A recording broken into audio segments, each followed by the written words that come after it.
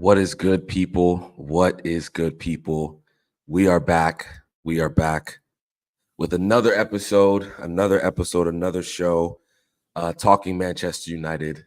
The morning after, you saw the thumbnail. You saw the thumbnail. It's the morning after one of my worst days as a Manchester United fan. I don't think that's an exaggeration. I really don't think that's an exaggeration because to lose 3-0 at home to Liverpool is jarring. But yesterday, if y'all saw my match reaction, I was clearly all over the place. I was angry, just responding to chats. You feel me? But I got Brian here with me to bring a more level-headed, more well thought opinion than fresh after a match. From fresh after a match when you're just yelling and screaming. But yeah, guys, appreciate everyone who's already in the comments. Shout out Jaws. Need this brought out, man. I can't stand him. Shout out M. Ten Hag is a joke. But Brian, talk to me.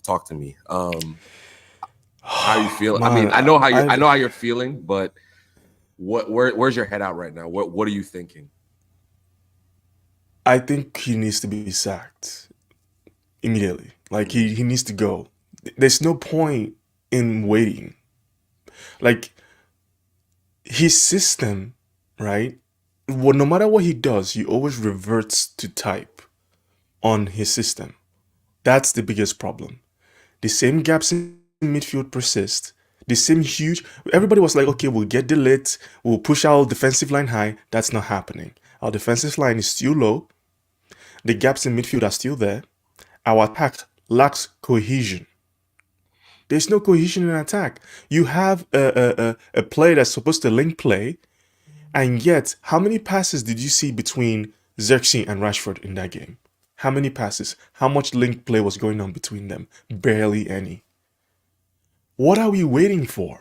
Why does the club have to wait until it's catastrophic for us to sack him? What's the point? Like, what's that going to lead to? It's just going to put the pressure on the next guy they bring in. They should, in my opinion, they should put Rude in. I don't care if the season goes bad on a Rude, whatever, but what Ten Hag is doing is just foolish. Let's go get a permanent manager for the next season.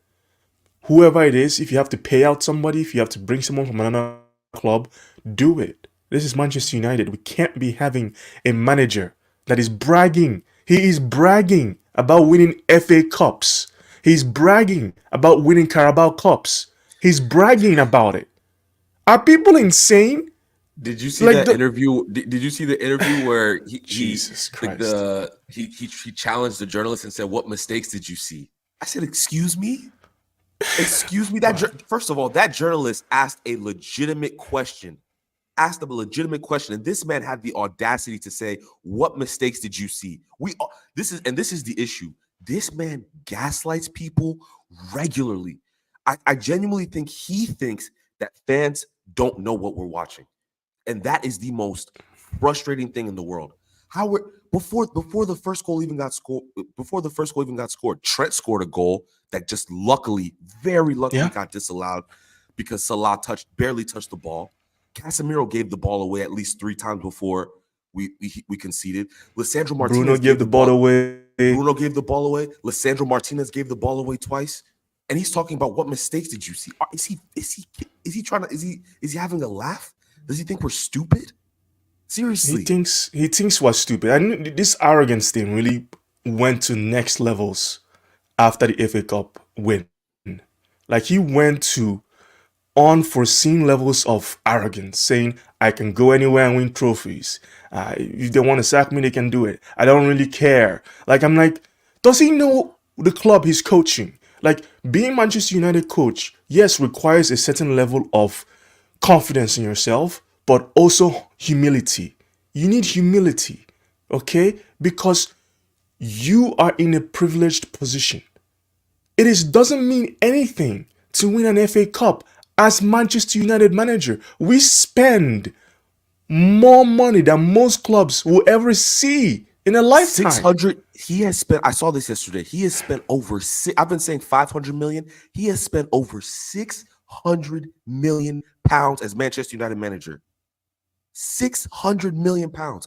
I couldn't believe what I saw. I thought it was just over 500. No, it's 600, over 600 million pounds.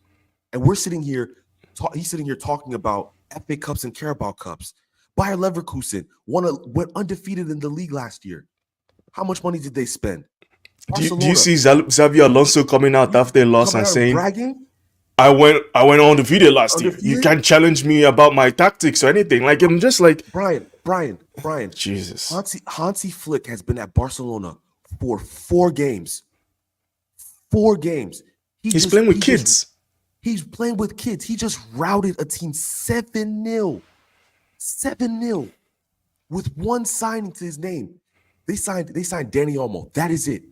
Danny, mind you, he's a fantastic player. Fantastic player. Oh yeah. One signing. Ten Hag made 4 this summer, and he's talking about the team isn't ready. We won FA Cups. What are you telling me? What are you telling me? Seriously, he thinks he's better than he is as a coach. That's just the reality, and he's a fraud. He's a fraud because the system he's employed, it makes zero tactical sense. I need people to understand. You need relationships, whatever system you employ. So if you're playing a system that requires your 9 to drop deeper into midfield, right? Your wingers or your inside forwards, you need to deploy inside forwards. That's just the reality. You need to deploy inside forwards. You can't have your players so far apart from each other, because when that 9 drops into midfield to receive the pass, he's making himself a target, right? All that player can do is take a glance, push into midfield. There's no pressure behind me. Where am I laying that ball off to? Who am I passing to? Right? That's supposed to draw the center backs out of position. That's supposed to draw Konate or Van Dijk out of position. So that means your inside forwards are meant to run into that space. That's then going to draw the fullbacks narrow. So what you're going to have to do now is have that's going to draw their fullbacks narrow. So your fullbacks are meant to push up. This is what Klopp did. He did it a lot. It's a basic tactic. People are making football sound like this really complicated sport. It's not. It's rocket science. It's not straightforward. The way you move is what's going to dictate what your opposition does. Like you want to shift the movement. The defense. That's all. It's simple. What does Pep do? Listen, everyone has different ways to move a defense, to shift them and make them uncomfortable. Everyone has different ways they do it. Even pragmatic managers have ways that they get defenses out of position, right? This is not rocket science. Even we had more possession than them yesterday. What do we do with it? We're talking about, I see this, Joshua Zirkzee needs to score goals. Yes, he should have scored some of those chances yesterday, 100%. Yeah. Allison made a great save for one of them. But how many opportunities did we win? His movement was great, to be fair. His movement was good. At least he got into the right positions. But people are saying he looks slow. I'm like, yeah, he's moving a little slower. That's okay. That's normal when a player just joins a new league from Serie A. But at the end of the day, we are not helping our players out there. Kobe Mainoo looked like as if he was a man on an island yesterday. You saw he was doing everything, the flicks, the turns. He was doing everything to try and dribble out of pressure.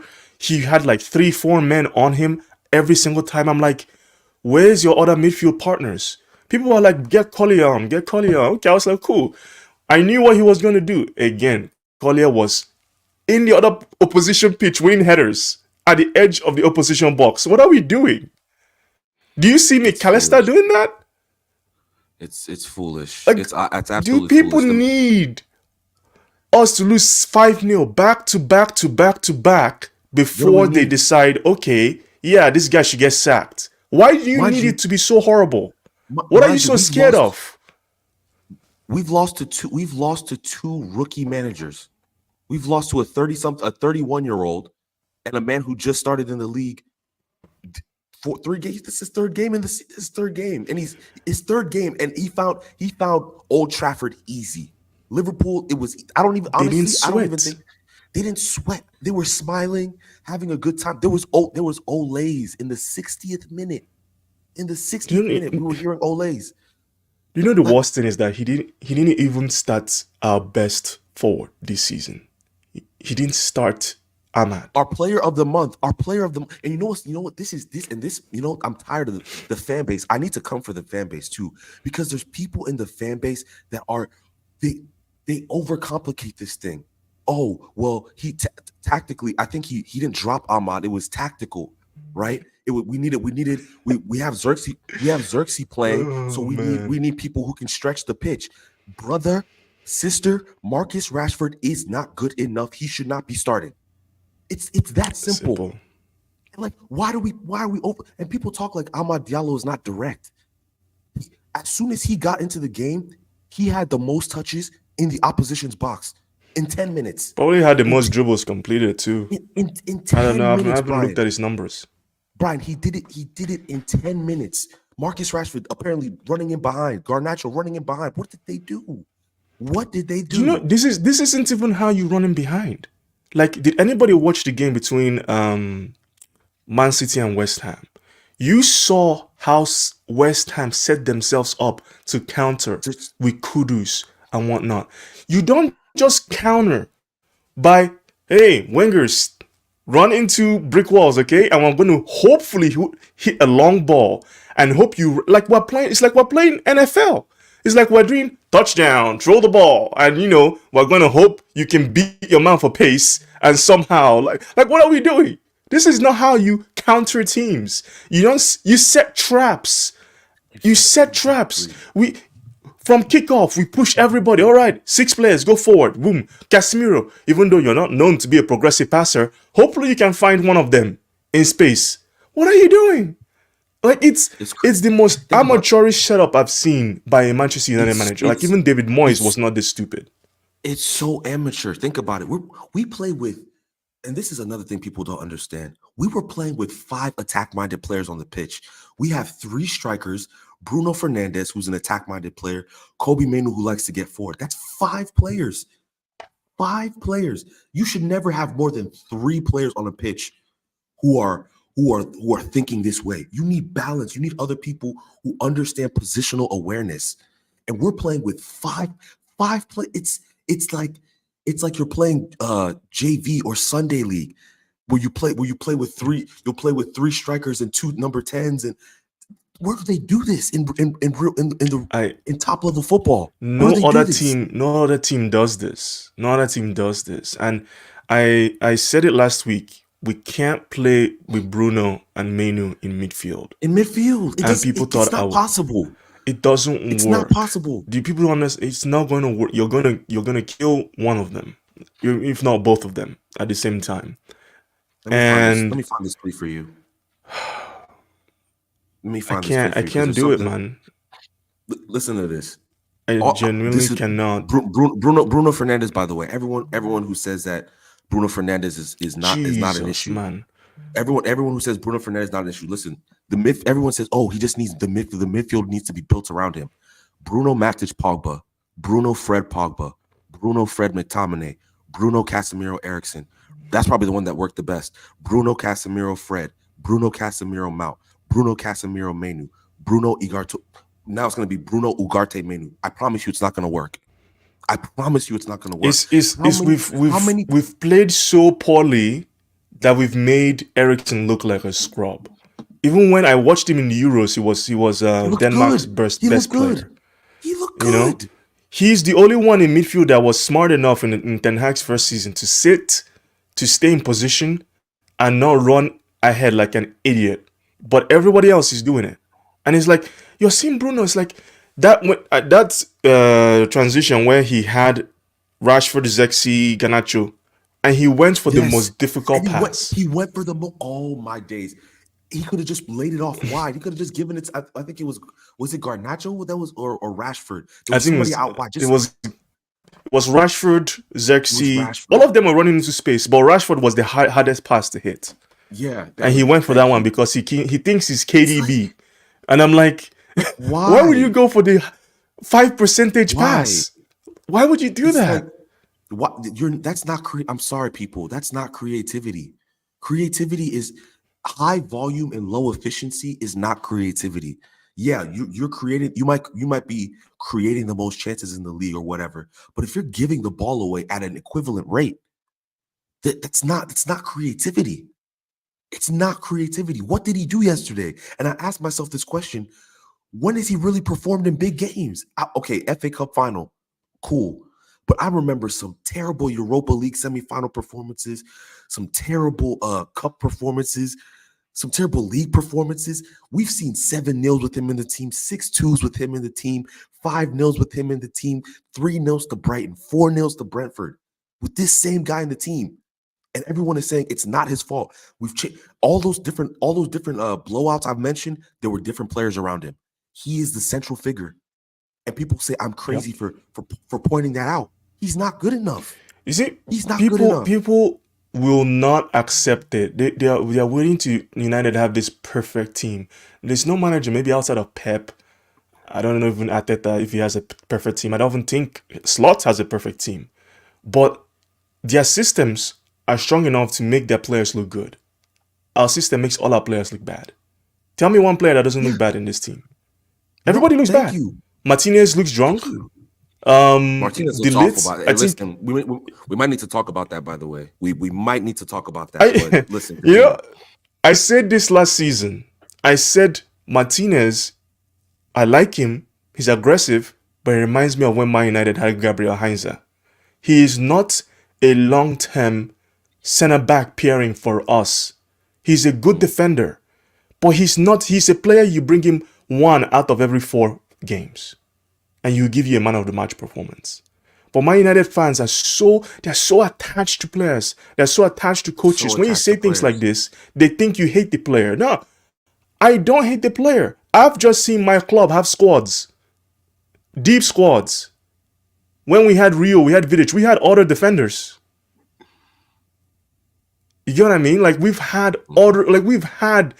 top teams. We've had teams. You had Rio, you had Vidic, you had West Brown in the team, and all of that. But Man United fans, oh no, we just have to have the 2 center backs. Like no, we need quality. We need the right profiles. And what's doing my head in is this man came out and said, "Well, I don't know if Ugarte will be fit because he just came in." Okay, cool. He didn't have a preseason, but Ugarte is not that kind of player. He played in the Copa America. He was fine.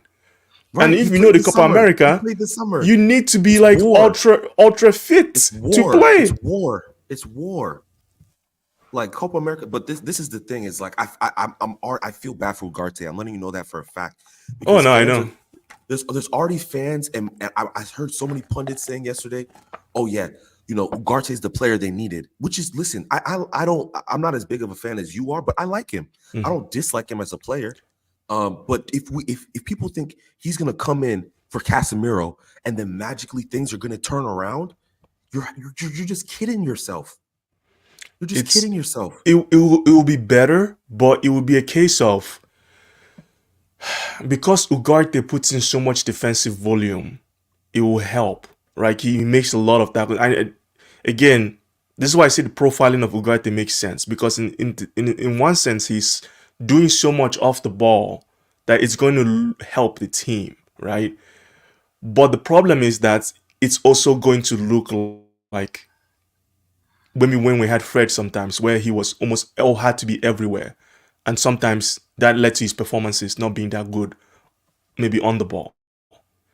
But the problem is that we don't have a set team, we don't have a structure, we don't have consistent passing lanes. I see Arsenal, I see Liverpool, they have consistent passing lanes of when you get the ball, this is where this player is at, this is where this position is at. We have Merzouari, who is one of the best fullbacks in terms of progressing play. And yet we still look incompetent. The progression of play shouldn't be completely up to Casemiro. Why can't Merzouari receive the ball in that midfield and dictate play? You know what I'm because seeing? Because he can do that. You know what I'm seeing is that I think teams are finding out that, okay, the technical floor of this team is not that high. We're gonna for like the technically gifted players, we're gonna put two men on. Like, you see how Kobe was flooded out. Anytime Delict whipped that little ball into Mazraoui, two people are there. Like, they just know the people that are the threats, and then everyone else, do what you want. We're not worried about you, Bruno. We're not worried about you. You're not looking to receive the ball like Mazraoui is. You're not looking to receive the ball like Kobe is. Casemiro, we'll just let you have the ball. We'll just let you have the ball, and then we know you're gonna make a mistake. You know what I mean? So the teams understand that the technical floor of this team is low. So we don't have to, when we press, we know who we need to press. We just pick out okay, Mazraoui, even if we put two on him, he might still find a pass, right? Casemiro, we'll just let him have the ball, try and pick out his man, and he'll eventually make a mistake. Lisandro Martinez yesterday made so many errors on the ball. I was just like, what is going on? On forced errors, though. A lot of the time it was on unforced errors, because part of the problem is when we start building up, we have two of our midfielders, let's push in to the opposition half. I don't care how good you are. There's very few players that like are excellent vertical passers that can get the ball in needle through the line, game after game, play after play, minute after minute. It rarely happens. Teams progress the ball towards the wings and then try and break down teams, because no matter how good you are in central defense, if you get the ball down the wing, no opposition team is going to crowd you like this, like a circle on their wing. They are still going to maintain to make sure the back post is protected. So again, you don't have to progress through the middle. It is suicidal. Why are we trying to progress through the middle against Liverpool of all teams? Remember that square pass that I remember Lisandro Martinez played a square pass straight into midfield, gets picked off, and they don't score off the opportunity. But again, easy counterattack. Like, listen, I thought about this yesterday, Brian. Think about our midfield depth right now. In those eight, not the number 10. Let's just exclude Bruno. We have Menu, we have Ugarte, we have Collier, and we have Eriksson and Mount and Casemiro. I wouldn't even count Mount. Mount hasn't played in those positions so far this season. He's played essentially. Is in the 8th position. Yeah, he's essentially kind of played as that. We've been kind of playing like a 4-4-2, right? Like, Mount will kind of drop deeper, but you know what I mean. Like, he's not like, I wouldn't say he's involved. He hasn't been involved heavily in the buildup, which has been a criticism. So those players, like, we don't have depth. We have no depth. We don't have depth. I agree. But the way we are using our midfield is crazy. Again, but think about it. In those quote unquote pivot positions, right? Yeah. Okay, got you. In the two double sixes that Ten Hag likes stuff. I know. I got you. I understand. Ugarte is still to come in. Ugarte is still to come in. Ugarte, Casemiro, Menu. I don't even want him playing there personally, right? Eriksson. He's not. The setup is all wrong, right? Because you can pick Manchester United one of a number of ways as a coach. If I was to set up this team, my goal would be, okay, we have, listen, Casemiro in deep positions is still one of the best ball winners in the league. In deep positions. If you look at his numbers, he still is. So I don't think you're going to listen. If you tell Cas, which he did at Real Madrid for years, just sit. Why are we asking him to be this ball Sergio Busquets? He's receiving the ball from the center backs like he's Michael Carrick. I'm like, what is going on here? Listen, I think he's listen. I shout out Venetia. I don't think Casemiro's class anymore. I think there's a lot of players better than him now. Like, that's not a disrespect. There's no doubt in terms of his six. It's not a disrespect. Yeah, there's a lot of players that are better than him at this point, but at least give him a chance.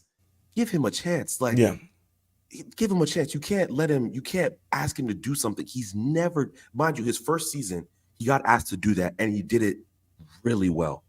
I don't know what possessed him. That's arguably his best season. It's an instruction.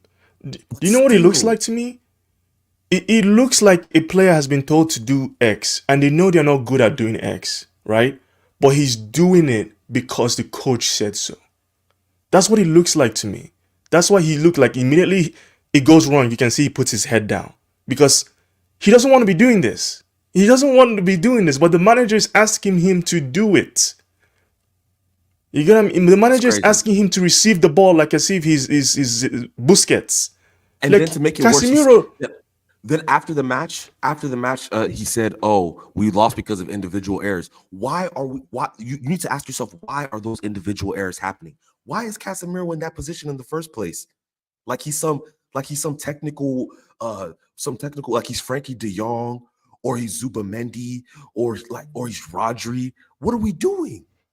What are we doing here? This is misprofiling of players. This is I misprofiling of I I players. I told people that on Twitter, if your system requires you to have Paul Scholes, Busquets in midfield, it requires that. Then you don't have a good system. You don't have a Your good system system. is flawed Absolutely. because Yeah. you're looking for technical players that are like 0.05% of players in world football. Yeah. Yeah. That means Come you're a on. terrible coach. Absolutely. Look at this comment. Like, This comment here. Shout out Shri Spot. I was just sad for Collier. Got beat. I felt so bad for him. His senior he had no one to debut. pass to.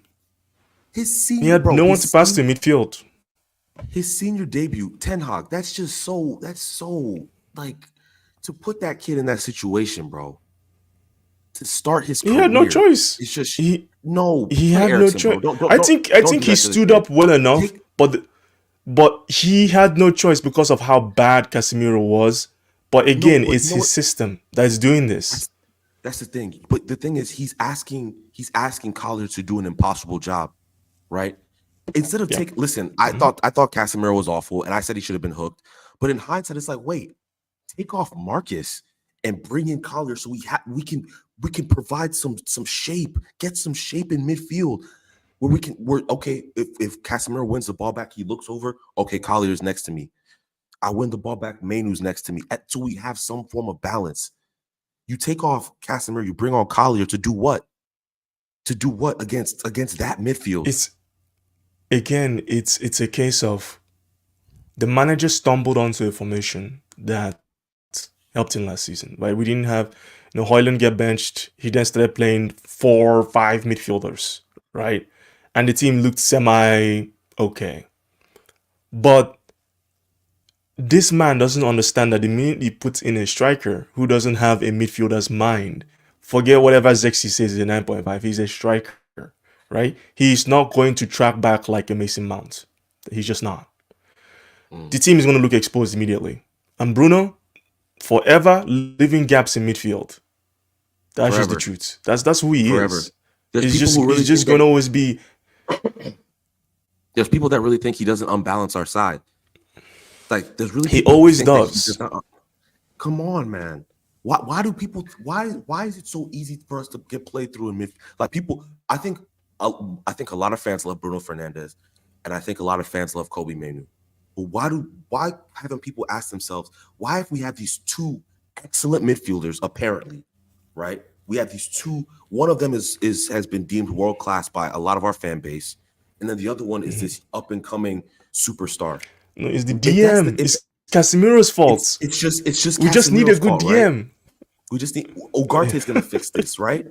Ugarte's gonna fix this. Come on, bro. People need to wake up and understand that football, at the end of the day, is about team shape, balance, structure, and then players fitting within that system.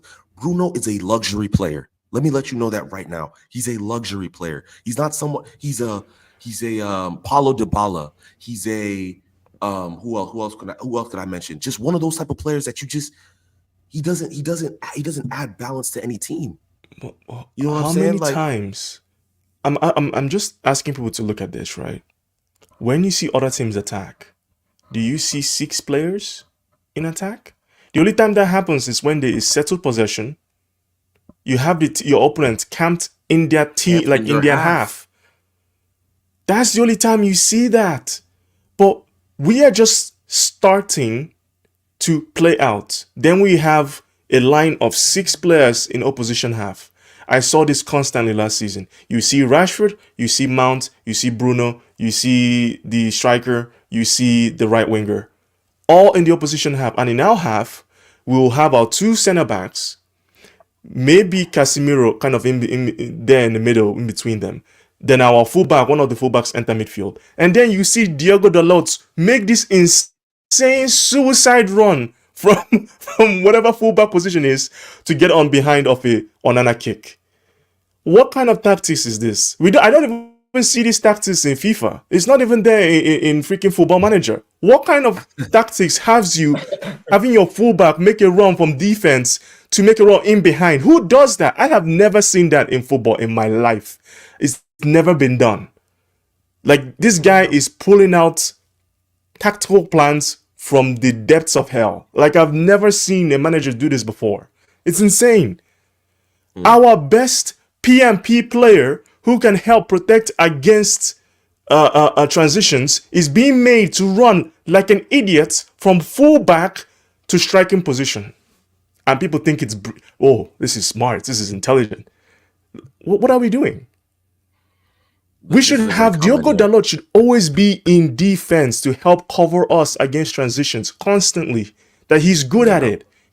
For the most part, in transitions, he shut down Mo Salah. But unfortunately, we just kept giving them the ball. Giving them the ball. So I don't know what else people want. Yeah, this is a great comment. A system should hide players' weaknesses and enlighten their strengths. 1,000%. 1,000%. This is what you need when you're building a team, right? Everybody's weaknesses are exposed in this team. Bruno's weaknesses are exposed. Rashford's weaknesses are exposed. Casemiro's weaknesses, Lissandro's weaknesses. Like, there's no department of the pitch where I can say we're good. Like, we're not very good. I think defensively, I think if we weren't just so terrible in midfield and going forward, we'd be fine, right? But I think we have good individual defenders. Yeah, I think we do. So I don't understand how you can have a team of good individual defenders, but yet you constantly concede chances, high quality chances, not even low quality chances, like high quality ones. So absolutely. What are we doing? It's crazy. People, how many more signings do people want until they're comfortable saying Ten Hag needs to go? Like, what more do you want? What more do you think the team needs? Do you think we because you can't have it both ways. You can't say we have this really great talented midfielder in Menu. We have a good midfielder in Bruno, who is the best creative midfielder. Okay, we need to replace Casemiro. That's just what's missing.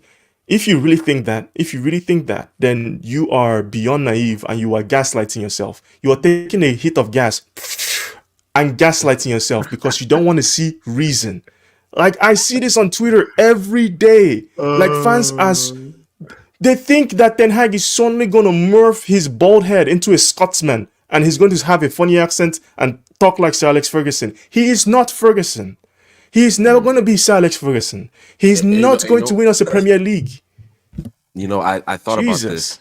I talked to Ricky a couple weeks ago, and I asked him, back in those days, like when it was really rough for Fergie, because people act as if this the back the manager thing has always been just like this thing of no. He was like he said when it was getting rocky for Fergie, there was heavy Fergie out. Like, he said he could remember, like, people were really Fergie out that time when we were finishing 11th and just having these bad essentially where we are with Ten Hag. But then he made a good point. He's like, Ricky said, there's some people, and I think I said this early on. He's like, some people said, well, Fergie turned it around. Where's the evidence? He's like, that doesn't mean that Ten Hag's going to turn it around. There's no evidence to show that. No evidence to show that, especially in the league. Listen, people that don't understand this, yes, we've won trophies. Absolutely, we've won trophies, and I love trophies. Listen, that FA Cup day was a great day for me. I'll remember that day forever. It was a great day. But at the end of the day, the league is your bread and your butter. That is where you see if a team is progressing or not. And if you are consistently inconsistent in the league, that is evidence that you are not progressing. Especially with the money we've spent. He spent, I think at this point, he spent the most money out of any manager. I think that's comfortably. Comfortably. Spent the most money. And we are still like Liverpool. Abysmal. The frustrating part about Liverpool is they made one signing. They weren't that good. They made one. They made one signing. They made one signing who did not play, and they have a new manager. And they worked us. One signing. Federico Chiesa did not play. Mabadashvili is on loan. He doesn't count. And they bopped us off the. It could have been 6 or 7. There was some like right after the third goal, they almost scored again. Like literally 60 seconds. In the second half, they saved their legs. Yes. In the second half, they saved their legs. They just chilled. Sabazla was right in front of goal. I don't know what he was thinking. There was he was literally right in front of goal, and he tried to do a little dummy or whatever, trying to get too cute, didn't score. It could have been so much worse. I saw somebody say, "Oh well, our XG was better." Please watch the game. Stop using stats. You saw the game, did you not? Oh, did you not see the game? Did you not see the game? Okay, Josh Xerxes had a couple chances. Cool. Were we ever a threat? Ipswich when they played Liverpool were not this bad. Yes. They weren't this bad against Ipswich. Basically a League 2 side that got 2 back-to-back promotions were not this bad against Liverpool. Mm-hmm. And Manchester United at Old Trafford is making Liverpool look like as if they are peak Real Madrid. Yeah, it's crazy. Real quick, Brian. Guys, thank you. Everyone who's in the comments, man, thank you so much. This is jumping, man. I can't even say all the comments. We have so many. Guys, we have 70 people watching. We're trying to get to 700 subs. So if half of you sub right now, you know what I'm saying? We'll get there. We'll get closer. So appreciate everyone watching. Let's get this to at least 50 likes. We're at 30 likes. Let's get this to 50 likes. We'll go on for like an hour. Hit the likes, guys, because man, appreciate it. I woke up this morning pissed off. Yeah. I could barely sleep last night. I was pissed off. People don't understand how people you see someone's tweets and you think they're doing it for fun. No, I'm angry. No, he's pissed. I'm angry. Yeah. I'm a football maniac. I love Manchester United. I do. Obsessed. This is people when you see my reaction, I'm not doing it for effect. I do that what Pep does sometimes when he talks to himself. I'm talking to myself what is this guy doing? I question, am I going too far? Am I being too harsh? No, it's just a case of this guy is stupid. He is delusional. Because the way he sets up his team, none of the systems, the attack, midfield, and defense, they're all doing something separate. There's no cohesion for one game plan. The defense is deep, the midfield is bombing forward, and the attack is the split. We're all stretched. There's no cohesion from back to front. And people were for the first 10-15 minutes, it looked okay. I was like, okay, there's a nice little interchange. I thought Garnacho had a couple good moments. I thought Mazraoui was looking really good for those first few minutes. Dalot, there was an overlap. Dalot was pushing forward, and Rashford overlapped him. Put in a good, dangerous little ball for the first 10-15 minutes. But then I thought to myself, we do this. We always do this. We always start a game, where we look half decent, and then the second we get a sucker. Once the Trent thing happened, once the Trent opportunity that got disallowed happened, everybody just started panicking. You know what it is like? Everyone unsettling. Yeah, it's like a rookie boxer who has all this energy. They are not doing the right things a boxer should do. They get into the ring, they're swinging hard. You're like, oh, this guy looks good. Then bop, down. Yep. That's Manchester United in a nutshell. We're not doing the right things, but because we are swinging, we are really swinging and looking like we're doing something. The experienced boxer is just like, oh, you're just trying to hit me. Okay, I'm just gonna block. You're leaving yourself open. That's what we're doing. It's naive. It's amateur hour, man. It's amateur hour, and I really wish people would understand. I've seen people say, "Oh, this is we're only 3 games in." No, this is 3 years. This is 3 years. If he's the fact that he's still starting a Casemiro, Manu, Bruno midfield in his 3rd season, knowing what he saw last season in terms of how easy we were to play against. Teams don't find it difficult to play against us. They really don't. And he's still making the same mistakes. For me, it's listen, you can have weaknesses in your team, right? You can say, okay, your team might not be the most physical. So what do you do as a manager? You make sure that your technical flooring and your ball retention is high. That's what you should do, right? You're like, okay, we're going to keep the ball and we're going to look for opportunities because we don't have the most physical team in the world, right? But what do? We do have wingers that can do something 1v1 maybe with Ahmad, and we do have Xerxes that has good movement. So what I'm going to do is that instead of Bruno does not complement our forwards. Do people No, understand that Bruno Fernandes' style of play does not work with our forward line? It really does no, not. It no. doesn't. So playing Bruno is a net negative. For that Yeah. random chance you create on the break, it's a net negative. So for Yes. me, I would be like, okay, what do? We should play Menu when Ugarte comes in. And people are like, okay, right now, if you say, yeah, play Casemiro, people are going to be like, oh, but Casemiro's about shit. I'm like, if you just ask Casemiro to sit, and he has Ugarte going ahead and making the challenges, against most teams, you're fine. Against most teams, Yes. you're fine. We're not You going to just play need to. Liverpool every week. People ask them like, oh, how will the chances get created if Bruno's not playing? Listen, if you're thinking like that, you're thinking about football the wrong way. I'm letting you know that for a fact. If you are asking yourself, who's going to create the chances in the team? You don't understand how this football thing works. I'm sorry. Yeah. You don't understand how this football thing works. Let me let you know. Oh, Listen, man. Brian said it earlier. I invest a lot of my time and energy into this football thing, man. Manchester United, not just Manchester United. I spend my time watching Serie A. I spend my time watching La Liga. I spend my time watching the Bundesliga, whatever you want. I spend a lot of time on this shit. We are the only team that sets That up in plays this like chaotic way. We're the only team that does it. We're the only team that does it. I'm not making this up. I'm not making this up. No, you're right. You're right. I Like, don't see this let me anywhere else. Any team, this it's crazy. this It's past weekend, crazy. right? Real Madrid won. Who did they beat this past weekend? They beat Real Betis. Yeah. Mhm. Danny Ceballos started this game because last week they started Arda Güler. I think what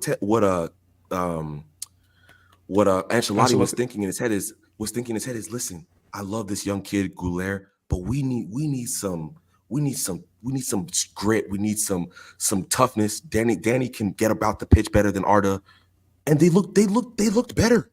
Mbappe looked better with Danny. Like, and again, Arda Güler is going to be a great player. He's going to be a Of great player, course. but you have to. The top managers make difficult calls. They make difficult decisions. If the average Mhm. fan, they're seeing Danny Ceballos starting, they're like, how is Danny Ceballos starting when he has Brahim Diaz and he has Arda Güler on his bench? That's what the average fan would see.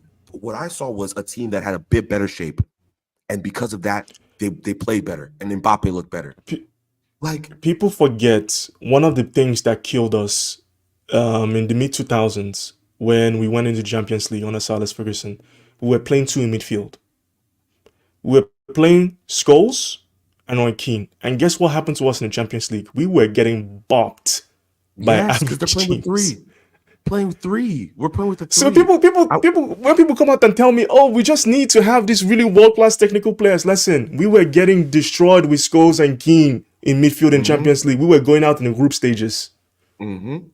It wasn't an with accident. a And good midfield. good defense. Yeah, that's the.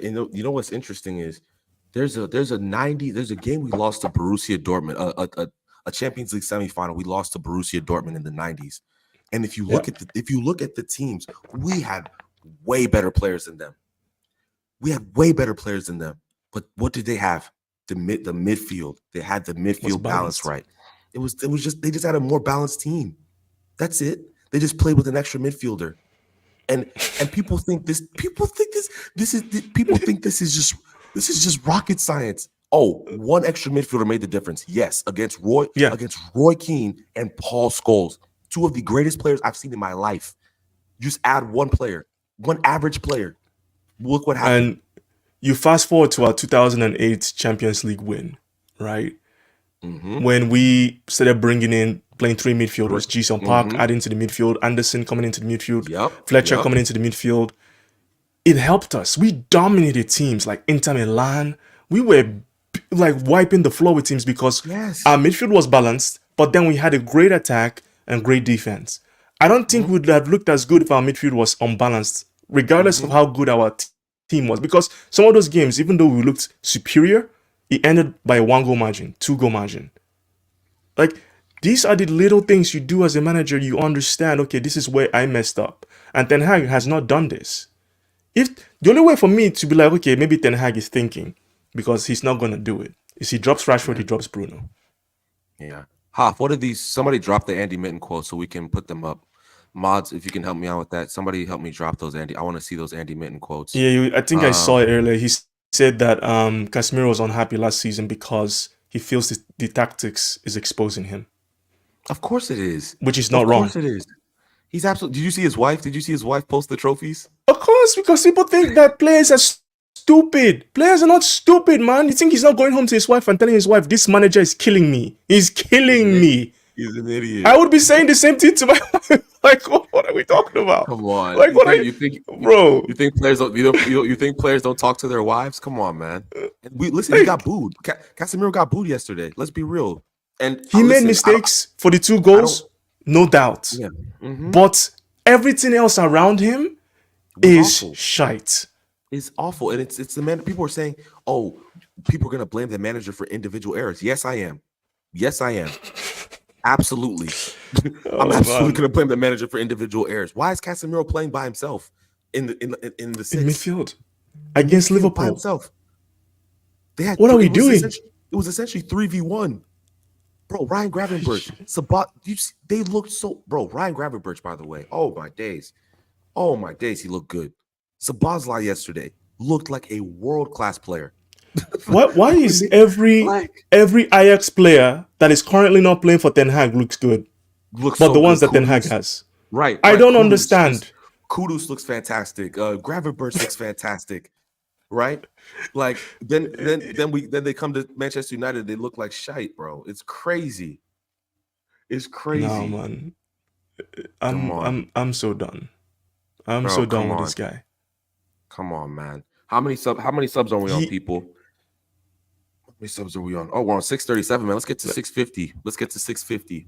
Like how do we yeah, because I feel that part of the reason why Steve McLaren left at this point was because Ten Hag was an idiot. That's a good point, you know. I think so.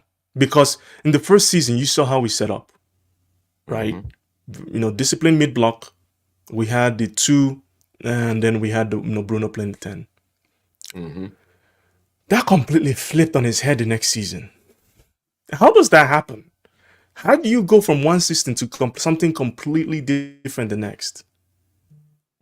Stephen Curran was like, you know what? I'm going to go coach Jamaica. This guy is insane. Yeah. Like he has no idea what he's doing. Jamaica got some ball. Hey, Jamaica got some ballers too, man. Don't sleep. No, I know. But I'm just saying, like,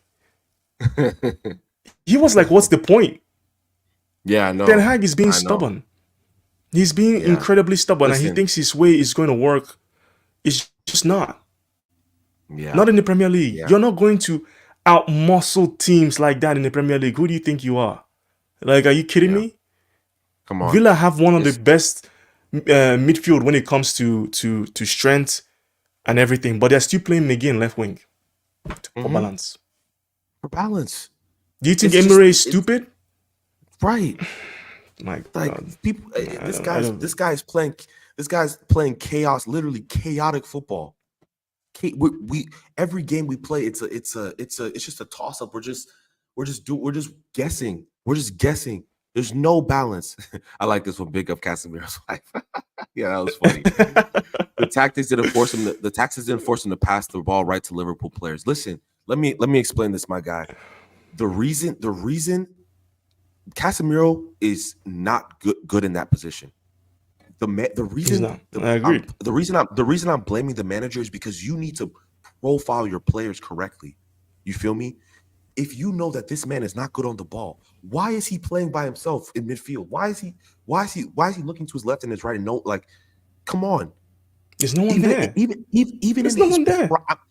in his apex. And listen, for those maybe who don't watch a lot of football, like Casemiro in his prime was a when I say fantastic player, fantastic player. But even in his prime, he wasn't being asked to do what he's doing right now. In his pomp, Temi, when he how was many players can make that pass in world football without being right, that little severely ball around honest? that little ball around the corner. There's not a lot of players who can make that pass. That little whip ball around the corner to the fullbacks. You know what I mean? Those are difficult passes. Those are difficult passes to make, and Casemiro has never been asked to do that. Like, yeah, people say I've seen some people say, "Oh, Casemiro has technical ability." Yeah, he might whip a nice little long ball here and there. It happens every once in a while, but that is not his game. That's not his game. He's not this short, intricate passer. He's not good under pressure. So Ten Hag should know that and build the team accordingly. Like, come on, people. You know what is so crazy to me? It's like people are like, De Jong, like, you know, someone has mentioned Den Hag wants Casemiro to be his De Jong. Okay, De Jong is currently injured. Barcelona are still playing football. What are we doing here? Like, De Jong is, I like him. He's a very good player. Very good at carrying the ball, very good at passing the ball. But like, let me tell you, if we replaced Casemiro with De Jong, we would still have problems. Mm-hmm. Oh, yeah. We'd still have problems. Oh, So absolutely. what are we doing? What is the point? What defensive midfielder would you put in place for Casemiro where you're like, okay, we will not have problems anymore?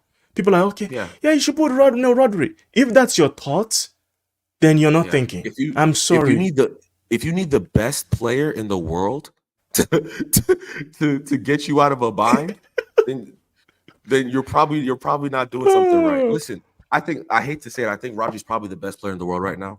If you need that level of player, if you need that level of player to make your team function, you have a competent midfield. But hey, we need to talk about this though, Brian, because I've been wanting to talk to you about this. Oh, is it what? I have a feeling that we got rid of Jadon Sancho. Okay, we got rid of Jadon Sancho. Yes. You know how I feel about that. I thought, listen, you like it's Sancho. less about. I know. I do like Sancho, but it's less about Sancho, and it's more about the attacking players we have at our disposal. Okay, people, and we've had arguments on Saeed's channel with different people who will tell me that, you know, Sancho hasn't done anything in the Man United shirt. Cool, whatever. You know, I disagree. I just think that it's the flavor of player you like. Fine. But listen, he has not been. We didn't play last season. He really didn't play the season before that, right? He hardly played the season before that. We scored 57 goals last season. We scored 58 goals the season before, even when we finished third, which is just an anomaly season, right? Then this season, we're 3 games in. We've scored 2 goals, and we have a -3 goal differential. Okay, our forwards. I'm letting you know this for a fact. Our forwards are not good enough. And this was my biggest thing with Sancho, was like, he's not getting opportunities, but the guys who are in front of him are stinking the place out regularly. Marcus Rashford. I heard Gary Neville say this yesterday. He's a young player coming through the ranks. He said that verbatim. He said because he said it so much, he doesn't believe it anymore. He said that verbatim. Marcus Rashford is going to be 27 years old in 2 months. But he's a young player coming through the ranks. Garnacho played 30 plus games on the spin. He scored, he played 50 games last season, right? He scored 10 goals. 10 goals in 50 games. Is that prolific? Are you telling me? I promise you, if Jadon Sancho had 50 games, I guarantee you, if he played 30 games on the spin, on accident, he's going to get 7 or 8 and probably give us more in the build-up. So what is this? Here's my thing with Jadon Sancho. Here's my thing with Jadon Sancho, because I watched him in the Bundesliga. I do not trust Bundesliga forwards in the Premier League. I do not. There's very okay, but like you're looking at outliers, and Son has something exceptional that most players don't have. Incredible pace.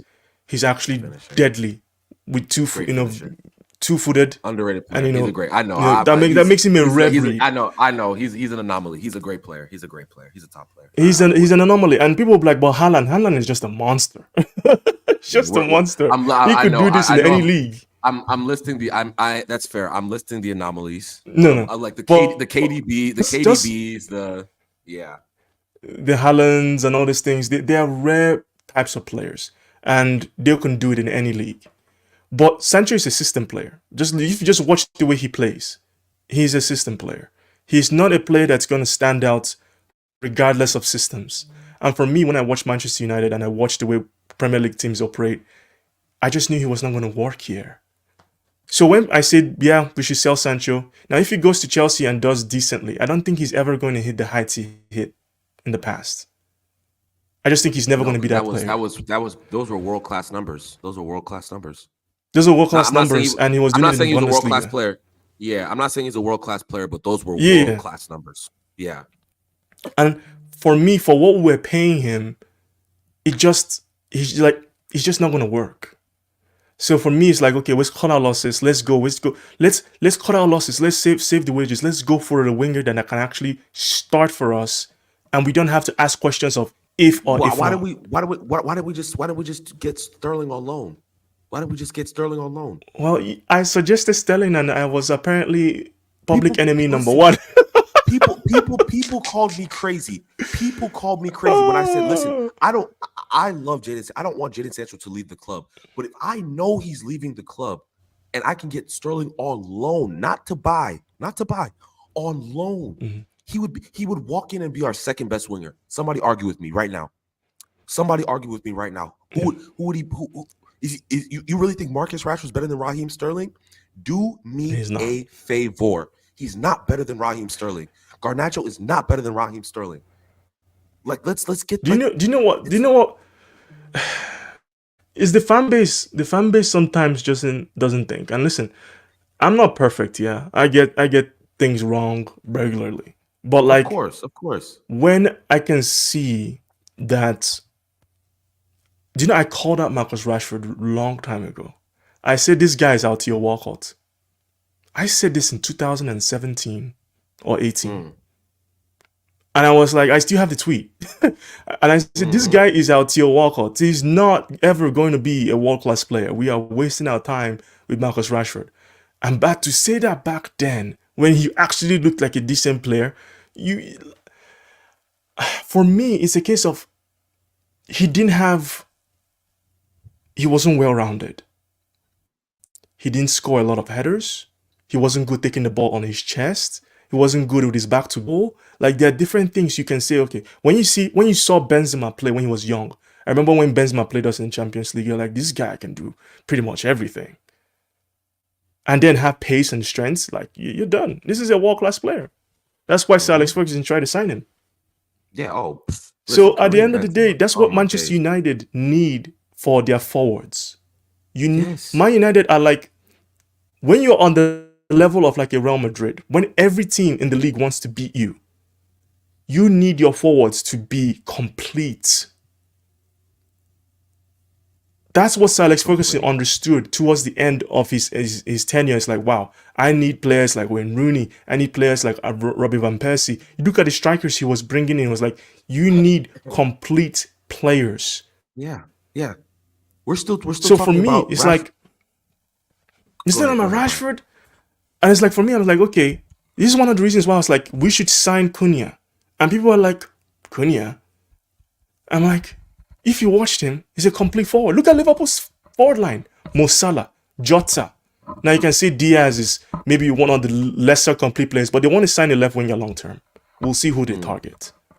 But because of the fact that all their forward line is complete, they can take the ball under pressure.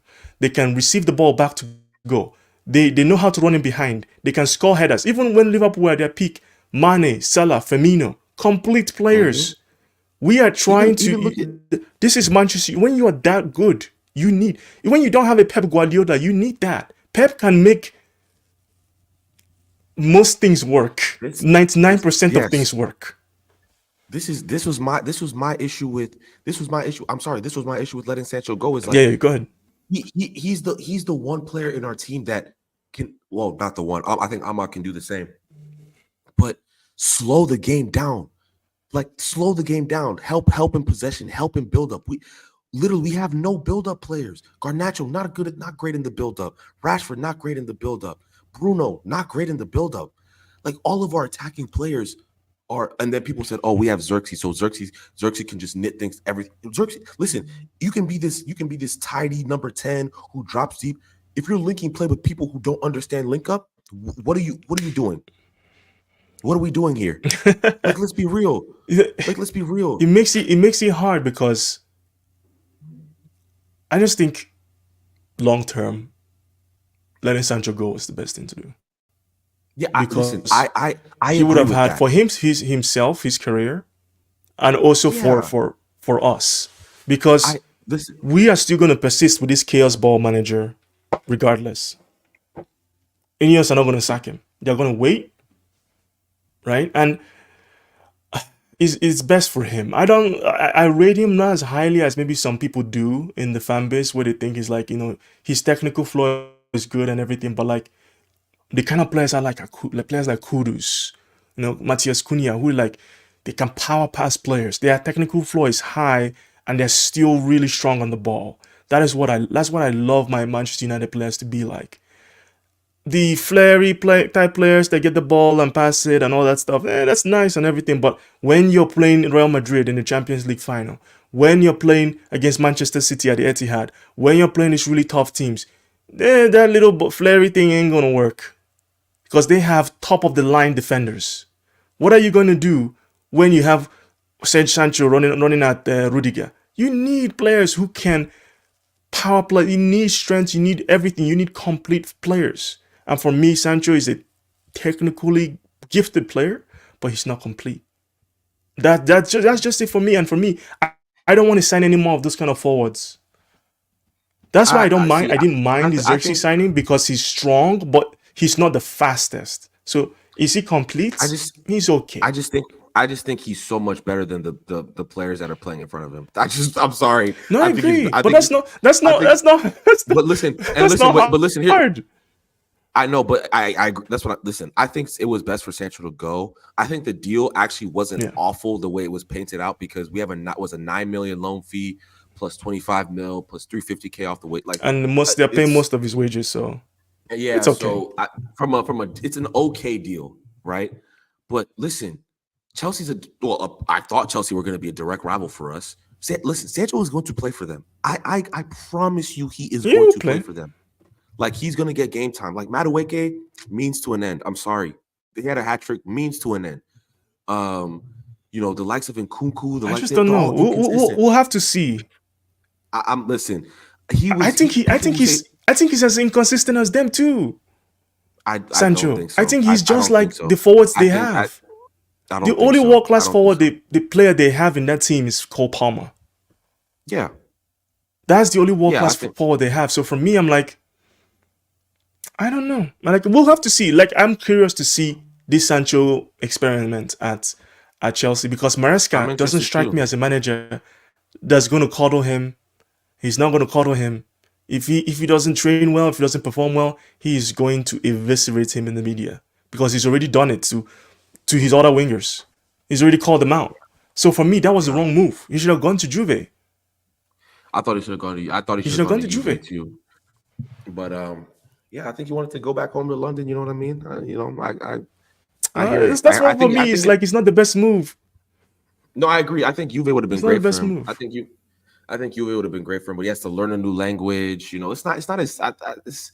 Listen, I think going overseas is, it's not easy. It's for me, if he was thinking about his football and people are going to be like, this sounds mean, but it's like, listen, when you're young and you have that kind of money, right, and you are living in London, I think he went to the worst city he could live in, really, for his kind of person. Because I know Sancho. Listen, I like good stuff too. I get it. If I'm a young man and I have that kind of money, I get it. But like, it's going to have a detriment on his football, right? Because he's not a Wayne Rooney that has natural power, like, that can cope with that and then come out on the pitch and just bop everybody. He's not that kind of Yeah. player. Sancho needs to be like supremely disciplined. So you're putting Sancho in that environment against competition of Neto, Palma, all these players, and you're telling him to rise to the occasion. Okay, we'll I see. think I Maybe he listen. does. I I think don't he's know. gonna do it. I really don't. Listen, I don't want him to do it at Chelsea. I'll be real. Like, I don't want him to do it at Chelsea. That'd be awful. But if Sancho is serious about his career, he goes to Juve where the league is slower and he could showcase his abilities there. Listen, I think Juve was the move for him. I do. But I always think we think of it from our very outside looking in perspective, right? Like moving to a different country, learning a new language, it's not for everybody. It's really not. Even honestly, It's McTominay going not. to Italy, I respect him for that. I really respect him for that because it's Yeah, not going to be easy. They speak Italian in the changing room. Germany, you can get away with English. They speak English. Italy, they are speaking Italian, and you have to learn quick. You have to learn quick. but you're So it's paid good money to do this. yeah, of course. Like, tell Listen, me, if 100%. someone was going to pay you Listen, 100K a week to go learn a new no, 100. language, you No, would do it listen, in an listen. instant. I would do it. I would listen. I would do it. I would do it. I would do it. I'm not. Listen. I'm just saying. It's like this is the reality of it. This is the reality of it. You know what I'm saying? Like so. Yeah, Nah, I do hear it. For me, it's just like, man, our attacking players are just so bad, man. And the fact that this is what we're going to no, be subjecting ourselves to for the rest of the season is crazy to yeah. me. Like we're going to struggle to score goals. If I we score think 60 goals this season, we'd be fortunate. Seriously. you know what it is, and this is why I was so. This is me maybe pushing a little bit of my agenda right now, but this is why I was not that harsh on Rasmus Højlund last season. This is why I wasn't that harsh on Rasmus Højlund. But you saw how certain parts of our fan base tore him apart. And I'm like, we are using this guy so poorly. And he has the strength, he has the ball striking, he has the physicality. People are like, well, his movement is not the best. I'm like, okay, but who's even putting on crosses anyway? No, You I know, so hear at the it. end of the Listen, day, it's like, I hear it. if Rasmus played for Liverpool, he would be tearing up our defense and would be calling him a world-class player. But like he plays for Manchester United, where the coach, or he'd be Darwin Núñez. like, no, he's more Or- clinical than Darwin Núñez. or he'd be if Darwin Núñez can look good in that Liverpool team, Højlund would eat in that Liverpool team, man. He would. Yeah. He would, because he's Okay. clinical for the most part. Yeah. So I think Guys, he'll play a big part for us this season. Funny enough, I think he will. Thank you guys. Because Thank I think you guys for getting me to go ahead, Brian. Go ahead. Sorry, no, I was Brian. gonna, I think we should play him in the place of Marcus Rashford on the left wing. Interesting. Højlund. Yeah, because what we like, again, this is my problem. I'm trying to help Ten Hag, and INEOS are trying to help Ten Hag. That's why they signed Ugarte, but Ten Hag is not helping himself. You get what I mean? Because he apparently was like, Ugarte, I don't even know. I'd rather just keep Scott McTominay. Okay.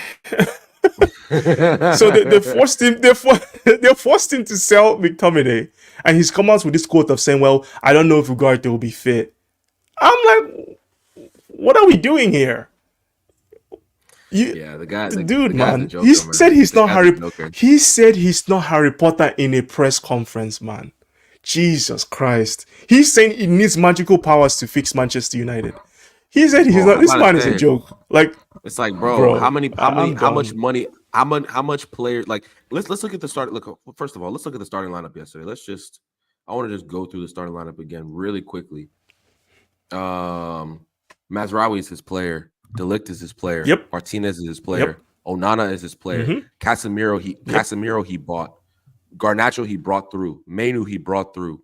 Xerxes he bought. So it's only Bruno, Rashford. Mind you, those are the two players he rates the most. Bruno and Rashford, the players who are undroppable. So those are his players. Yeah. Dallo is another one. So Bruno, Rashford, and Dallo are the only players who I would say aren't his players. And the crazy thing about it, he was happy to give Bruno a new contract. He was out there in the video saying, and the captaincy.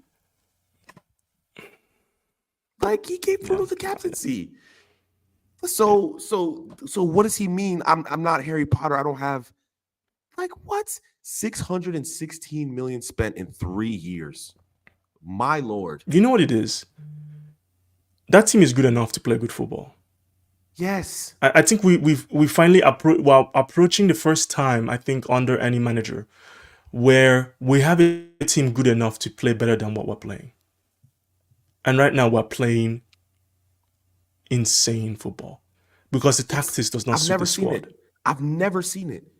Even under Ollie, like Ollie had at least a base. Fred McTominay, right? There was a base there, right? It was sometimes it was boring. We struggled to break down teams, right? We never really got a style of play going forward. But at least he had this. We weren't getting. How many times did we get pammed under Ollie? It wasn't a lot. Probably happened It's once not or a lot. twice. It's mostly maybe, yeah, but he was always pretty good against Manchester City. Yeah, it happened against Spurs. It happened against Spurs once. It happened against Spurs one time. We had a man sent off. Then we had a man sent off. We had the 5-0 against Liverpool. I think a man got sent off then too. Yeah. Pogba got sent off, but I think it was already 4-0 at that point. Which other ones? I'm trying to think of another. Yeah, we didn't get spanked that much again under Ollie. Like it didn't happen that often. But we also, part of the problem is. Sorry, I was just gonna say part of the problem is the way he sets up. Because if you go back and watch the clips, people are like, "Oh, we're playing transition football under Ten Hag." We're not. We're not playing transition football under Ten Hag. You go back and watch the way we transitioned against teams. Players ran into space with different kinds of movements, which way they were coached to run into different places and find space. Under Ten Hag is the same movements. Rashford goes wide, Garnacho goes wide, whoever drops in the middle or whatever. It's not, this is not, you're not breaking any defensive line moving like this. Instead of players running into space, they're running into positions where they should be in the formation. You're transitioning. Why do you have to run? Why does Marcus have to, like you're making a transition. Why does Marcus have to make a run out wide? The space is there. Do you know what happens when you're Marcus Rashford and you run towards space like that? You're forcing defenders to think of where they're going to position themselves. The movement is dead in attack. It's crazy. It's dead. It's crazy. Shout out Sophia, Talks Football. Everyone, make sure to follow, like her channel. Yeah, no, seriously. Like I'm just thinking, like against Ollie, at least there was times against in Ollie's tenure where we bopped teams. Like remember the 5-0 against the Leipzig. I think the Leipzig one was really good. That was a great game. The 9. I don't even think we Southampton, bro. Which we bopped Ole's first game in charge when he came in after 5-1 Jose. That was we were balling, man. What? Like, and you know what it is? People are gonna be like, "Oh, do you want Ole back?" No, I'm like, listen, it's just highlighting to you how bad Ten Hag is. That Ole is that looks like a genius. Ole is being made to look like a genius, and Ten Hag, like. People are gonna be like, it's not. We had Dan James. Yes. We had Dan James. We had a worse collection of players. What are we doing? No, we definitely had a worse collection of players under Ollie. Like if you look, especially in the beginning, where we were playing McTominay, Fred, Dan James, Lingard, Pereira. Like I remember he started the season with Pereira on the right. Maguire. We figured out he wasn't very good. Like we didn't have great players. We didn't. Like we did. And here's the thing is like, remember Ollie's interim tenure, right? Like we've never played better football since then. Never. We have not played good that level of football since that time. And that was to be honest with you, because I go back to it and I look at we played PSG away from home, Parc de France, and we needed to win by 2 goals. And we won. And we won. When you look back at it, you're like, you know what? Whoa, that was crazy. You know what? That game was. Crazy. We can't do that now. We can't do that now. Not nowhere close. You think we could go to PSG and come back from 2 goals? No chance. No chance. We were up 2 goals against Sevilla. We were up 2 goals against Sevilla, and we gave it away. We gave it away in this first season. We should have won the Europa League. So Yeah, you know 5-0 what it against is? Cardiff. We had pretty good highs under Ole, right? The lows were bad too. But under Ten Hag, the highs are not that high. What's the highest high? Maybe Mm-hmm. winning the cups. That's the biggest high. Mm-hmm. You might as well keep Jose Mourinho. What are we doing here? No, absolutely. Like, Seriously, you the know, standards have been lower. This guy keeps talking about every. If you have to respond to every single question with, "Oh well, I won 2 trophies," bro, you're insecure as hell. You're insecure. yeah. That was for Come me on, what did it for me. That's what? what did it for me. Is the I said, how? constant. First of Do you all, know, bro? Your cup wins are so insignificant for a Manchester United manager. It's an insult to me. It's an insult to the fan base. Why are you bringing this up? You're acting like we're Everton. What are you doing?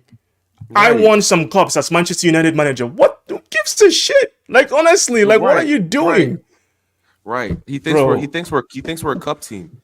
He thinks we're a cup team. It's crazy. It's This is absolutely Manchester crazy. United. Do you know how many trophies we've won in our history? Are you Yeah, insane? bro. Why are You know you how many like? FA What are Cups you I've seen? doing? You know how many FA Cups I've seen? You know how many Carabao Cups I've seen? I This need a man is league title. insane. Truly. I need a league title. I need a European trophy, buddy. That's what I need. Come on, bro. Ollie was hollering out right. No, yeah, Ollie needed to go. He needed to go. Listen, Yeah. he needed to go. But the fact of the matter is, I saw a clip of him, and I remember I berated him for this. There's a clip that's been circulating on social media of him talking Yeah. about trophies and saying, where I'm paraphrasing, but he's saying, you winning a trophy doesn't mean you're back, right? You winning a trophy doesn't mean that you've made the progress that you needed to Could be make. an And I ego remember thing. when Yeah. I remember when he said that, I criticized him. But now, like, just looking, it's funny just looking back now, and now we're sitting with Ten Hag doing this exact thing where he's using the trophies as this is progress. I'm like, yo, Ollie looked like Ollie. He's making Ollie look like He's making Ollie look like a genius, man. prophesier, like a prophesier, You a know, prophet. Ten Hag's profiling is awful. Awful. It's so bad. At least Ollie tried to bring Bellingham. He tried to bring Erling Haaland. Jadon Sancho didn't work out, but you can say he at least targeted a player that was highly talented. Mm-hmm. But I look at Ten Hag and your management are saying, hey, we have this player called Ugarte, and you're saying, man, I'd rather keep Scott McTominay. You need to be taken outside and beat him with a stick, man. Because what are you talking about? Honest, I cannot justify. People are like, oh, you're Ten Hag out. It's 3 games in. I'm like, it's 3 years in. Not 3 games. 3 years. Mm-hmm. And last season was diabolical. It Our was the worst season performance in the Premier League. And we started with 2 losses. It's the worst season of my life, honestly.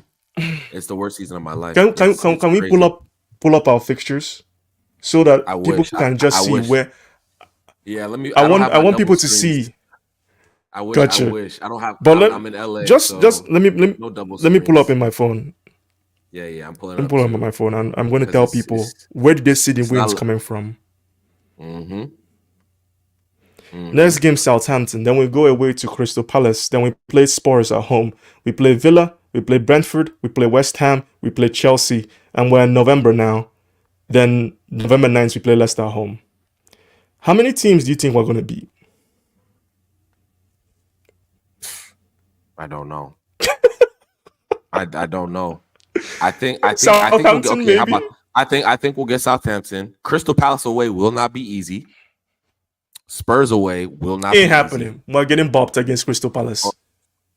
You think so? Yeah, man. Yeah. They bopped this last. They bopped this last season.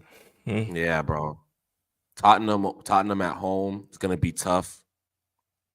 Damn. With our defense playing like drunk how they are playing. Villa away. Okay. Oh man. Yeah. It's not. Yeah. We won there last season. It's not looking good. It's not. Ten Hag in, back young players, find correct in front of goal. Xerxes, my brother, you've posted this like 10 times. Like I promise you that if we're relying on one or two chances instead of creating tons in a game, you've already lost me. The system is broken. I'm sorry. It's not just even the creating, it's the having our defense is like the river now. Moses is always parting it. That's what our defense is like. Every time it just parts like the Red Sea. That is Manchester United's defense. Like, this is gonna be a horrible season. Horrible, but Jesus. It's like, it's crazy. Please just sack him. Put Ruud in, put Van Nistelrooy in so we can just have some vibes. Let's just have vibes. Let's vibe to the end of the season. It's not gonna get better. It's not gonna get better. And listen, it's sad, but the person who speaks the most sense out of these pundits about Manchester United is Jamie Carragher.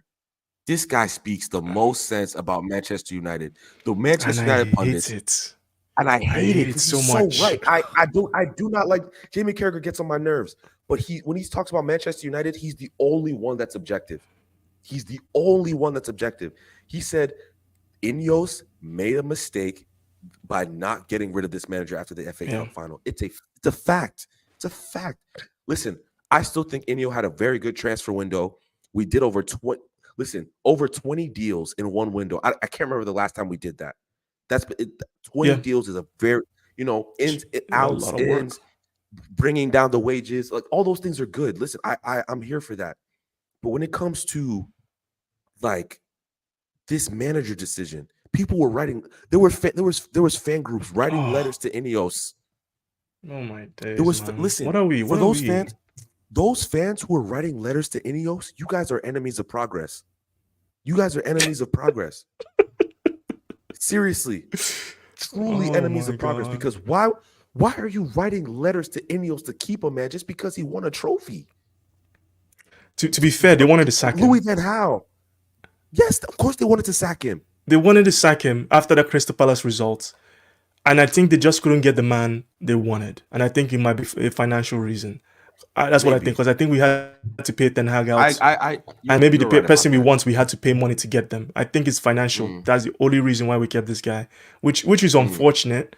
But who do you think would be the best person to come in? Because I like thinking about solutions. Because this guy is going to get sacked. It is not an if. It's a when. It is a when. He's going to get sacked. That's just the reality. Fans need to put it in their head. He will get sacked. It's a waiting game at this point. So for me, it's a case of who is the best person to come in to replace this fool. For me, just looking at the landscape currently, there's not a ton of, Hansi Flick would have been the one. Oh my days! It's just that the fact that Hansi Flick was available, and that one is scary to me, because Hansi Flick he's good. He's better. He's better than good. He's great. He's a machine. He's a machine. The way he's bringing that German mentality of we're gonna crush you to a Barcelona team of kids. He's instilling that we're going to crush. They could have made it 8. I remember when I was watching the game, I said Valladolid needs to be careful because it could be 6 or 7 easy. I said that at halftime, and it was 7. Like, that was the guy. But then maybe Julian Nagelsmann. We need some German. We need some German intensity. We need some machine level. Somebody who's just binary. You know what I mean? All like Ten Hag. No one knows. Everything is in color. Everything is in color. No one knows what we're trying to do. I need 0s and 1s. Right? That's what I need right now. That's what I need for my manager. I know what I'm getting. And I think Julian Nagelsmann for me is probably the top candidate. He's probably not leaving his post for Germany anytime soon. Because of the World Cup? I think he wants to achieve something with Germany. Listen, they have the talent to achieve something, so I think he's gonna stay. But listen, it's tough for me. We need someone that makes average players look good. Yeah, for me. Yeah, that's what we agree. need. Look, that's why I'm saying, because listen, I'm going to be watching Barcelona a ton this season. I've the first few games I was like, okay, they're and then after what I saw this weekend, I might be watching them more than Madrid. They're going to be more entertaining. Than Madrid. I'm going to watch a lot of different football this season. Oh yeah, Italian league looks spicy. Oh yeah, it looks tasty. Spanish league looks good. Yeah, so I'm gonna get my full of enjoying football watching other teams because it's just not gonna happen in United. But for me, it's tough. When I first looked at who would be the best manager, and the manager I've been tracking for a while is Ruben Amorim. Oh, I knew you were gonna say that. That's been the guy I've been tracking for a while. And his career has been really interesting because every single team he's gone into has been teams that have been here, like here, and he's brought them up to here in terms of performance raises. Not really from that different a squad. He hasn't spent an insane amount of money. He's won spots in the league twice after 20 years of not winning anything. He's a great communicator. Oh my days, he's a great communicator. So for me, Ruben Amorim is the guy.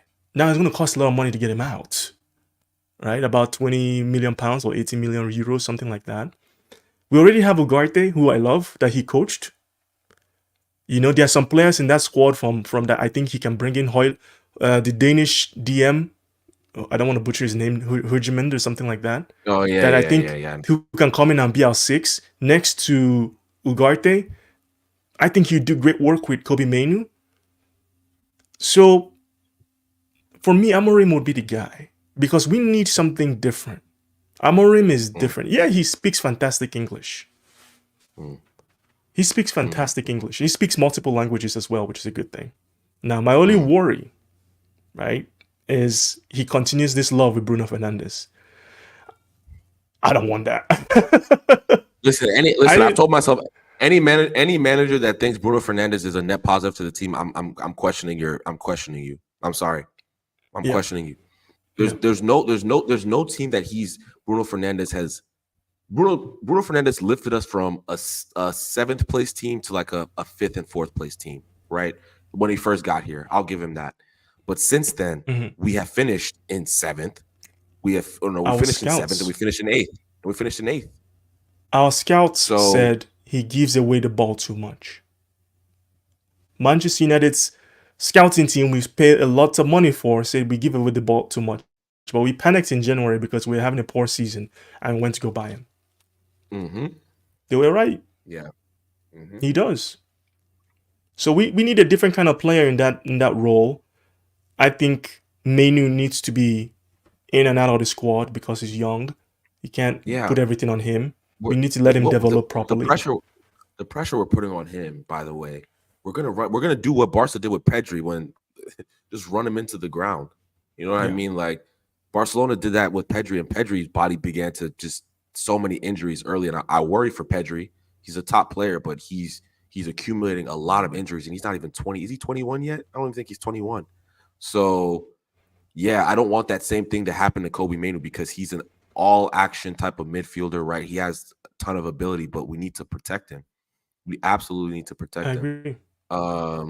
So yeah, Amorim will be my guy. Amorim is my guy. And people, please just go look up Amorim if you want a good video to watch him on. I would say the video from what's their name? They work with the Athletic. I've forgotten their name. They make a lot of sensible transfer videos. I don't know if you come across their content. What is that? What is it? What is it called again? Sensible transfer. Let me look it up. I think I know what you're talking about. I think I know what you're talking about. Let me see. A good video on Amorim. Let's see. Yeah. The options we have right now is either Tuchel or Nagelsmann. Listen, I don't know too much about. One league I do not watch is the Portuguese league, so I don't know. I can't speak too much about Amorim. You feel me? Tifo. Listen, Tifo is correct. Yeah. Tifo. Yeah. I watched Tifo, or I think they're going by Athletic FC now. So Tifo, they have a really good video, if it's still up, on Ruben Amorim that really dictates how he came in his career and how he's elevated every single team that he's had. Oh, yeah, for me, that's what we need. I watched that today. Temi, would you take Potter? Not really. I don't think he has. I think he's a good manager. I just think his personality is a bit. He just doesn't have the personality to be a manager at a big club. He's too. I don't want to say boring is not the right word, but he doesn't have a personality. You need personality to manage one of these big clubs. Listen, if you look at all the managers, they all have personality. Every single one. Emery, Yep. big personality. Klopp, well, now Slot. I think Slot has a big personality. Slot kind of has this arrogant, confident kind of aura about him. You know, I've noticed like he just has this energy where like you can just sense this. Even listen, as much as I dislike Ten Hag, he has a personality. He's just a personality I don't particularly like, but he has a personality. Yeah, he's an asshole. Listen, and it's okay. Listen, it's okay to be an asshole. Listen, Jose Mourinho was an asshole. Jose Mourinho was a dickhead. Yeah, but guess what? he was charming too, though. He was also but that's Mourinho, good looking dude. He has the aura. Ten Hag doesn't have that. You can't be confident like that when like if Ten Hag came in and he had won Champions League elsewhere and won a major trophy in a major league, fair enough. But you were doing it in an Ajax, man. Yeah, like I was cussing Slot. Listen, I think Slot right now, people are going to praise him, but I've watched his Liverpool team. They're not like, whoa. They're competent. They're doing everything they need to do pretty well. Yeah. I don't think they're going to win the league, though. They'll face adversity. It's going to come at some point because this Liverpool fans did this last season with Sociobal. And he started really well. And then he just died for the rest of the season. And I was one of the few that told him, this guy is just Bruno Fernandes that can run. That's Sociobal. That's what he does. But we'll see. We'll see with Slot. The season just started. I don't think it's gonna end up what people think. With him and Liverpool. If you're a Liverpool fan, you should be happy, right? You've replaced Klopp. You had a generational manager with Klopp, and now you have this guy that's looking really good, bopping Manchester United 3-0. Me as a United fan, I don't have place to talk, but I don't see it as it's going to be this fairy tale. It's not. So listen, Man United should not be your litmus test. That is not a litmus test at all. You faced 3 bad teams. Who was the first team they faced? Ipswich. They faced. Who else did they face? Brentford at home. Brentford and Manchester United. Those are 3 mid teams. Like, let's just be real. Those teams are mediocre. I remember mediocre to horrible. Ten Hag's suit looked too big for him, and he looked out of place when Ten Hag first arrived. He got attacked. That's hilarious. Was it Souness? I think it was Simon Souness? Jordan. Yeah, it was Simon Jordan. It was Simon Jordan. Yeah, another guy. I haven't tuned into Talk Sports in a while because of what it is. I gave Ten Hag a chance, right? And when you analyze football, you have things at the back of your mind that you kind of ignore because But when I look at it, it's like when you actually go and watch the Eredivisie and you watch Ajax and what Ajax had, and you're like, okay, this is actually Ten Hag reverting to type. Because he's actually a pragmatic manager. More pragmatic than people give him. He's more of a counter-attacking style manager. That's actually his style. But he came into a Ajax team that were very good at keeping the ball, that were bringing a lot of talent through. And it just worked. It worked. But his track record showed a different manager. And now he's come to Manchester United and he doesn't have those Ajax tools. His constant need to find players he's worked with before shows me that he's not a manager that is actually confident in what he can do. His profiling of players is horrible. Yep. So, long term, if we're going to bring in another manager, there has to be a track record of them doing something and doing it very well for just more than one team. It can't just be, this guy did a good job here, we got to bring him in. So that's why I'm like, Xabi Alonso, I think he has it, but I'm kind of worried because he hasn't gone into an environment that is like set up for him. But it's like, I don't know. I guess we'll see. Yeah. Fenerbahce away. Trust and believe that Fenerbahce game is going to be crazy. Because when Fred and Amrabat bop us off the park, listen. Oh my days. It is going to be scary hours. I'm letting you know that right now. That game is going to be scary, like scary, scary, scary. Because trust me, Amrabat has a point to prove, and Fred has a point to prove. And they're not they're not crap players. I think Amrabat's a very good player, and I think he should have stayed with us. I think Fred was a decent player. I didn't mind that he left, but if Fred has one of those games where he's just because Fred could give you an 8.5 out of 10 out of nowhere and look like Conte. Yeah. Like there's some of those games where he looked outrageously good. Chelsea at Stamford Right? Bridge, I remember as one game that really stood out for me. Obviously, man. the games against Manchester City, Man City, he always played really games, well. He looked so good against Man City every time because he's just winning the ball back. Just Fred. Listen, I had time for Fred, but I thought it was time for him to go. Because I thought we were building something. But Fred was definitely an honest player, Dave, for sure. Facts, we missed Amrabat big time, was stupid. Yeah, listen, Amrabat would have been such a good addition to Do you know what squad, it is? bro. Especially losing McTominay too. I don't mind us not going from Amrabat because if I'm Manchester United, look at the recruitment they've done. They're trying to stay away from Ten Hag recommendations. They went Euro. Merzwari was an opportunity, was cheap, sure. De Ligt, I don't think we would have gone for De Ligt if Todibo was available. I think Todibo was the other centre back they wanted to bring in, but obviously UEFA screwed us. So, and we had a budget for what we wanted to spend. But I hope we go back for Brentwaite. I'm not like his biggest fan, but we need someone with his physical qualities to come in and play next to Euro. Left back, I keep seeing us being linked to this Fulham guy, Robinson. He's good. He's good, but he's a straight line player. Listen, I watch him a lot for USA. He's this. He is he's a 90s fullback. You know what I mean? Listen, he's a good fullback. I think he's a good fullback. He's not a floor raiser. He's not a floor raiser at all. He's not a top player. Like he's not somebody that we think like, oh, we're gonna start him week in, week out. No. He would be a squad player. Yeah. He's not better than Luke Shaw. Like that. What do you think about Davies? Like Alphonso Davies? Davies from Bayern. Yeah.